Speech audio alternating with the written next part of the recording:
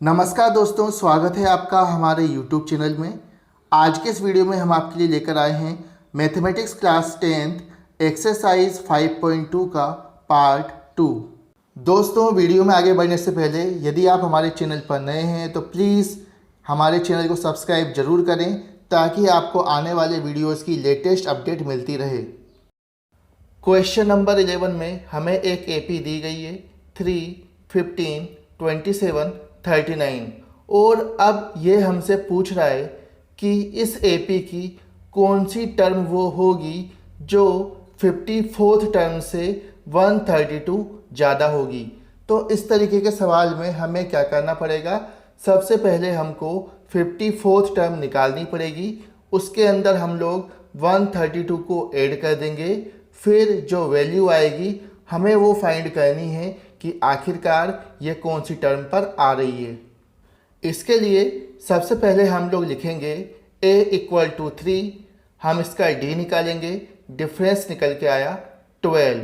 तो अब हम लोग क्या करेंगे, सबसे पहले 54th टर्म निकालेंगे जो निकल के आएगी हमारी 639। अब हम लोग इसके अंदर 132 को ऐड कर देंगे तो हमारी जो नई टर्म हो जाएगी वो हो जाएगी 771। अब हम क्या करेंगे, इसके अंदर an वाला फॉर्मूला लगा देंगे। अब हमारे पास ये जो नई वाली वैल्यू निकल के आई 771, यही वैल्यू हमारी क्या है, an की वैल्यू हो जाएगी। हमने इसको सॉल्व किया, n की वैल्यू निकल के आ जाएगी 65। अब क्वेश्चन नंबर 12 में हमें दो एपियाँ दी गई है और दोनों एपियों का कॉमन डिफरेंस क्या है, बिल्कुल सेम है। अब ये बता रहा है कि इन दोनों एपीज़ की 100 जो टर्म है उसका डिफरेंस आ रहा है 100। तो अब आप बताओ कि जब इसमें 1000 टर्म हो जाएगी तो डिफरेंस कितना होगा। इसको सॉल्व करने के लिए सबसे पहले हम मानेंगे let the first term of first AP, ये हमने माना a, सेकेंड एपी की फर्स्ट टर्म हमने मानी a'। अब दोनों का कॉमन डिफरेंस क्या है, सेम है, तो हमने लिख दिया लेट देयर कॉमन डिफरेंसेस भी d। अब क्या बता रहा है ये कि जब 100 टर्म हो जाएगी डिफरेंस कितना है 100। तो an वाला फॉर्मूला आपको दोस्तों याद होगा, an = होता है a + n - 1 × d। हम लोग क्या करेंगे, पहली वाली एपी में से दूसरी वाली एपी को माइनस कर देंगे तो निकल के आया a - a' = 100। इसी तरीके से हमने यही फॉर्मूला अप्लाई किया 1000 टर्म के लिए तो भी निकल के आया a - a' = 100। तो यहाँ से हमें एक बात क्लियर हो गई कि चाहे टर्म 100 हो चाहे टर्म 1000 हो, दोनों ही केसेस में जो डिफरेंस आएगा वो आएगा 100। इसी तरीके से क्वेश्चन नंबर 13 में ये हमसे पूछ रहा है कि आखिरकार 3 डिजिट्स वाले ऐसे कितने नंबर्स हैं जो 7 से डिवाइड हो जाएंगे। तो दोस्तों आपको पता है कि 3 डिजिट्स नंबर 100 से शुरू होते हैं और 999 पे जा कर के ख़त्म हो जाते हैं। तो अब हमको ऐसे नंबर्स को सेलेक्ट करना पड़ेगा जो 7 से डिवाइड हो जाते हैं। हम लोग शुरुआत करते हैं। 101 7 से डिवाइड नहीं होगा, 102 7 से डिवाइड नहीं होगा, 103 7 से डिवाइड नहीं होगा, 104 7 से डिवाइड नहीं होगा, 105 7 से डिवाइड हो जाएगा। इसके बाद 112 7 से डिवाइड हो जाएगा, 119 7 से डिवाइड हो जाएगा। इसी तरीके से हम लोग बात करें लास्ट टर्म्स की तो वहाँ पर 994 ये 7 से डिवाइड हो जाएगा। तो इस तरीके से अगर हम लोग देखें तो हमारी एपी बन जाएगी 112, 119, 126 और ये चलती रहेगी 994 तक। तो अब हमें फर्स्ट टर्म मिल गई 105, हमें डी निकल के आ गया 7। अब हम क्या करेंगे, इसको फॉर्मूले के अंदर वैल्यू को पुट कर देंगे। तो an = क्या होता है, a + n - 1 × d। हमने क्या किया, फॉर्मूले के अंदर वैल्यू पुट की और हमारी n की वैल्यू निकल के आ जाएगी 128। यानी कि हम कह सकते हैं कि टोटल 128 नंबर्स होंगे जो 7 से डिवाइड होंगे। क्वेश्चन नंबर 13 की तरह क्वेश्चन नंबर 14 भी बड़ा इजी है। ये पूछ रहा है कि 10 से लेकर 250 के बीच ऐसे कितने नंबर्स होंगे जो 4 से डिवाइड हो जाएंगे। तो सबसे पहले हम लोग क्या करेंगे, एपी बनाएंगे। अब 10 ये तो भाई 4 से डिवाइड नहीं होता, 11 ये भी 4 से डिवाइड नहीं होता, 12 4 से डिवाइड हो जाता है। फिर अगली टर्म आएगी 16, अगली टर्म आएगी 20 और ये चलती रहेगी 248 तक। अब हमारे पास ए की वैल्यू है 12, कॉमन डिफरेंस डी निकल के आ गया हमारे पास 4, हमें लास्ट टर्म दे रखी है 248, तो ए एन की वैल्यू हो जाएगी 248।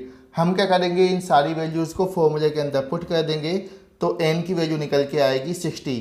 तो हम लोग कह सकते हैं कि 10 से लेकर के 250 तक टोटल 60 ऐसी टर्म्स होगी जो 4 से डिवाइड हो जाएगी। इसी तरह से क्वेश्चन नंबर 15 में एक अलग ही लॉजिक दिया हुआ है। इसमें आपको 2 एपीज दी गई है और ये आपसे पूछ रहा है कि इन दोनों एपीओ में वो कौन सी टर्म होगी जो इक्वल होगी, यानी कि वो वाली टर्म इसके अंदर भी मिलनी चाहिए और दूसरी वाली एपी के अंदर भी मिलनी चाहिए। इसके लिए सबसे पहले हम लोग पहली वाली एपी को लिख लेंगे। इसकी फर्स्ट टर्म दे रखी है 63, डिफरेंस दे रखा है इसमें 2, हमने फॉर्मूला लगाया ए एन का, तो ए एन निकल के आया 63 प्लस का n-1 मल्टीप्लाइड बाय 2। इसके बाद हम लोग क्या करेंगे, दूसरी वाली एपी लिखेंगे।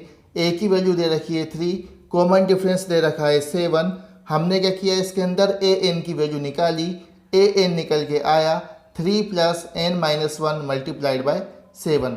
अब क्वेश्चन क्या कह रहा है दोस्तों कि दोनों एपीओ की वो जो टर्म थी, nth टर्म जो थी वो इक्वल थी। तो हम लोग क्या करेंगे, दोनों इक्वेशंस को बराबर कर देंगे। तो जब हम इसको सॉल्व करेंगे n इक्वल टू आ जाएगा 13। तो हम लोग कह सकेंगे कि दोनों एपीज की 13th टर्म जो होगी वो क्या होगी, इक्वल होगी। सेम इसी तरीके से हमें क्वेश्चन नंबर 16 में दे रखा है कि एक एपी है, उसकी थर्ड टर्म कितनी दे रखी है 16, और बता रखा है कि इसकी जो 7th टर्म होगी वो 5th टर्म से 12 ज़्यादा है। इस क्वेश्चन को सॉल्व करने के लिए सबसे पहले हम लोग फर्स्ट टर्म को ए मानेंगे, कॉमन डिफरेंस को डी मानेंगे। तो अब हमें कौन सी टर्म दे रखी है, थर्ड टर्म, यानी कि हमें a प्लस 2d की वैल्यू दे रखी है 16। इसके बाद ये बोल रहा है कि जो 7th टर्म है वो 5th टर्म से 12 ज़्यादा है, यानी कि a7 equal to a5 plus का 12। अब भाई a5 की वैल्यू क्या होती है, a प्लस 4d, उससे कितना ज़्यादा है, ये 12 ज़्यादा है। तो जब हमने इसको सॉल्व किया d की वैल्यू निकल के आ जाएगी हमारी 6। अब हम लोग ये सारी वैल्यूज़ को पुट करेंगे इक्वेशंस के अंदर, हमारे पास a की वैल्यू निकल के आ जाएगी 4। तो हमारी फर्स्ट टर्म हो जाएगी 4, कॉमन डिफरेंस दे रखा है 6, तो हमारी एपी हो जाएगी 4, 10, 16, 22 और ये आगे चलती रहेगी। अब हमें क्वेश्चन नंबर 17 में एक एपी दे रखी है 3, 8, 13, 253 और वो पूछ रहा है कि लास्ट से 20th टर्म कौन सी होगी। तो इसको सॉल्व करने के लिए हम लोग क्या करेंगे, एपी को सबसे पहले उल्टा करके लिख लेंगे। हमने फर्स्ट टर्म मान के चला 253, कॉमन डिफरेंस कितना आ गया इसका, माइनस का 5।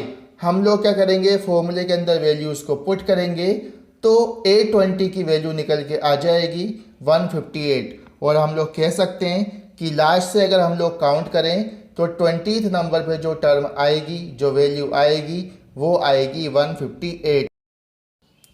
अब क्वेश्चन नंबर 18 में आपको 4th टर्म और 8th टर्म का जो सम है वो दे रखा है 24, 6th टर्म और 10th टर्म का सम दे रखा है 44। अब आपको क्या करना है, इसके अंदर इस एपी की शुरू की 3 टर्म्स को फाइंड आउट करना है। तो अब 4th टर्म क्या होती है दोस्तों, a plus 3d। 8th term क्या होती है, a प्लस 7d। इसी तरीके से 6th टर्म क्या होती है, a plus 5d। 10th term क्या होती है, a प्लस 9d।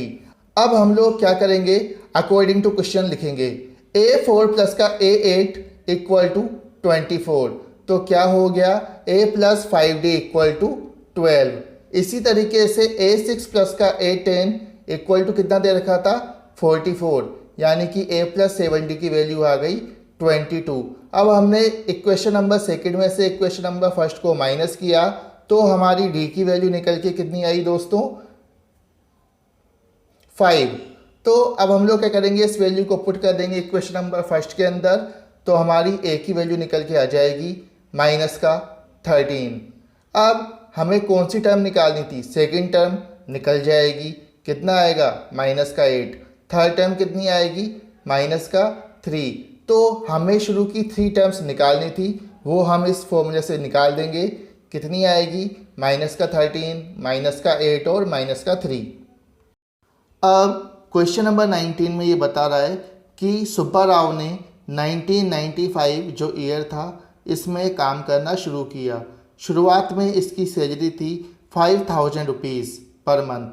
अब क्या हुआ, धीरे धीरे इसको हर साल 200 रुपीज़ का इंक्रीमेंट मिलता चला गया। अब ये क्वेश्चन में पूछ रहा है कि कितने साल बाद इसकी सैलरी 7000 रुपीज़ हो जाएगी। इसको सोल्व करने के लिए हम लोग लिखेंगे given Subba Rao starting salary equal to 5000 rupees, यानी कि हमें फर्स्ट टर्म दे रखी है ए की वैल्यू 5000 रुपीज़। हर साल इसको 200 रुपीज़ का इंक्रीमेंट हो रहा है, यानी कि डी की वैल्यू निकल के कितनी आ जाएगी 200 रुपीज़। इसी तरीके से हर साल 200 के हिसाब से सैलरी बढ़ रही है, सैलरी हो जाएगी 5200, 5400, 5600 और ये बढ़ती जाएगी 7000 तक।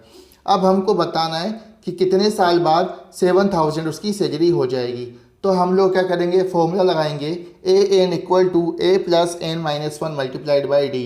हम सारी वैल्यूज़ को इसके अंदर पुट करेंगे तो एन की वैल्यू निकल के आएगी 11 और हम लोग कह सकते हैं कि 11 साल बाद सुब्बा राव की जो सैलरी है वो 7000 रुपीज़ हो जाएगी। सेम इसी तरीके से क्वेश्चन नंबर 20 बोल रहा है रामकली ने स्टार्टिंग में 5 रुपीज़ सेव किए। इसके बाद इसने हर वीक में 1 रुपीज़ 75 पैसा इसने क्या किया, ऐड करना शुरू कर दिया सेविंग में। अब कितने वीक बाद इसका जो टोटल सेविंग है वो 20 रुपीज़ 75 पैसा हो जाएगी। तो इसके अंदर हमको ए की वैल्यू दे रखी है 5, डी की वैल्यू दे रखी है 1.75, ए एन की वैल्यू दे रखी है 20 रुपीज़ 75 पैसा। हमको क्या करना है, इसके अंदर एन की वैल्यू फाइंड आउट करनी है। हम लोग क्या करेंगे, formula A N equal to A plus N minus 1 multiplied by D के अंदर सारी वैल्यूज़ को पुट करेंगे तो हमारी एन की वैल्यू निकल के आ जाएगी 10। तो हम लोग कह सकेंगे कि आफ्टर 10 वीक्स जो रामकली की सेविंग है वो 20 रुपीज़ 75 पैसा हो जाएगी।